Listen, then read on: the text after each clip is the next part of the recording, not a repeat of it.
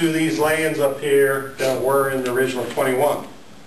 21 was supposed to disappear, be gone after 1920, but that didn't occur, and the assessment schedule is still of record and active basically at the courthouse.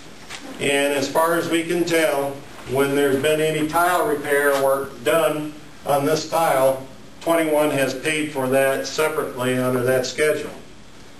Whenever any work's been done, like the 1963 clean out of this ditch, those lands, however, also help pay for that work down here. Okay?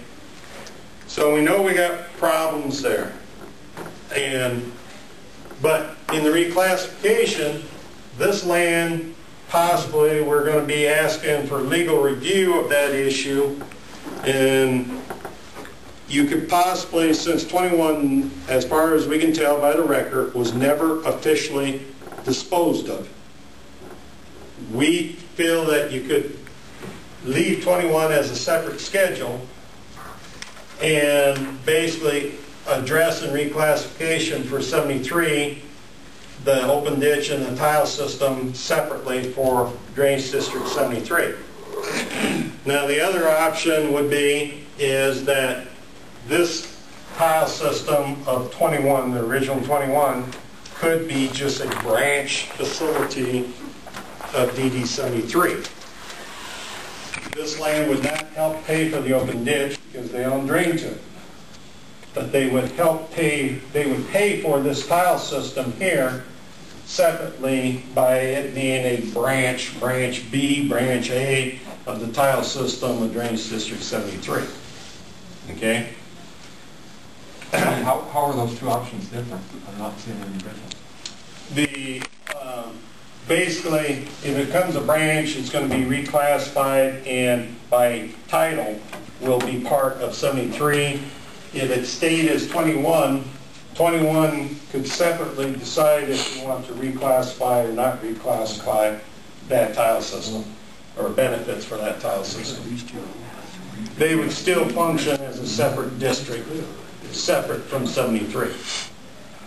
In either way, you will correct the issue of these lands not having to help pay for this tile or this open ditch facility or pay for any of the tile system over here that they don't use.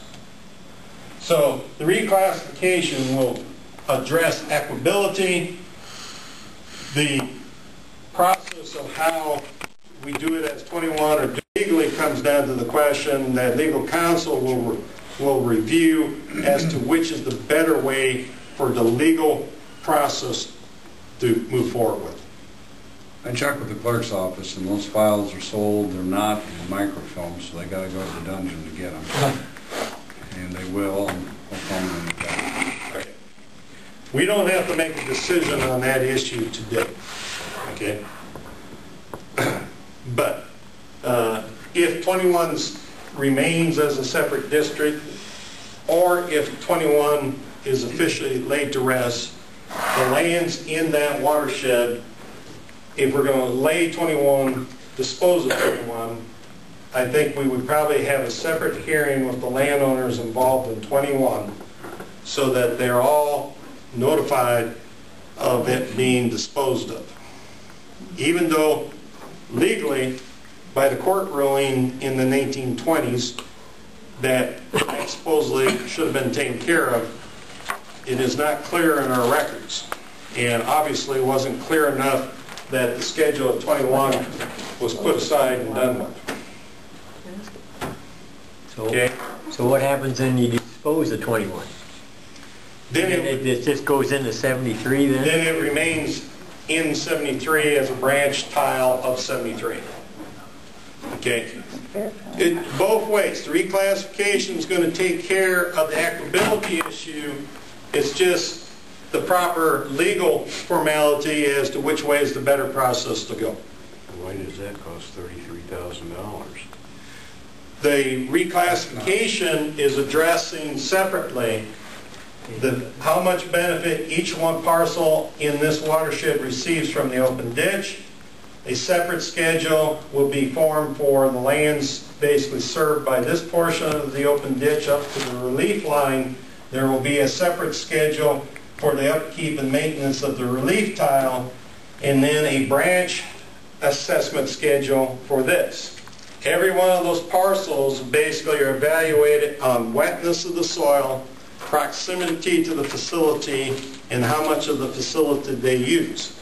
That process is repeated for the open ditch, the tile main, the tile relief system, and the branch tile system. Where does the expense figure come in? What causes the expense for the reclassification?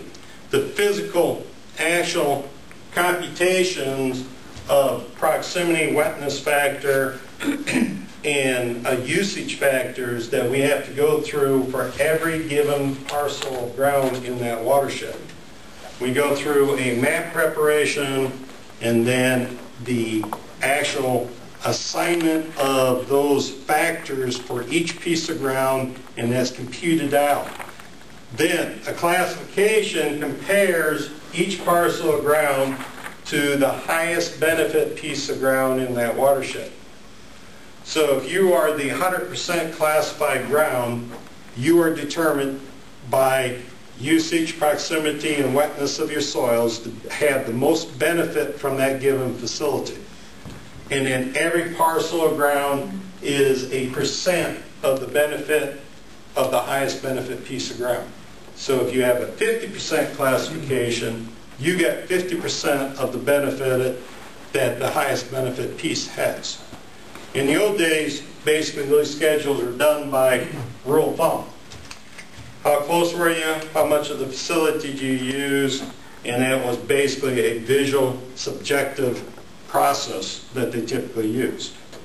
I didn't bring down a map preparation for reclassifications now, but there is a distance, a flow path drawn in for every piece of ground in that watershed with a distance and what point it comes into the open ditch or what point it enters the tile system and compute it out. My concern is that on paper it's going to look like that I have high benefit, when actually they're going to think my water flows down to the blue line tile, but it actually goes clear the other direction. I'm the last one on the line and it goes to another tile system, a red tile system that you got drawn in there.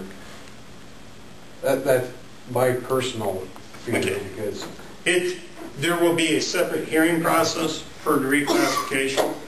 We will have a full, there will be the maps prepared showing you which way we found everything to go. We will have a hearing. You'll be sent notice again on the reclassification.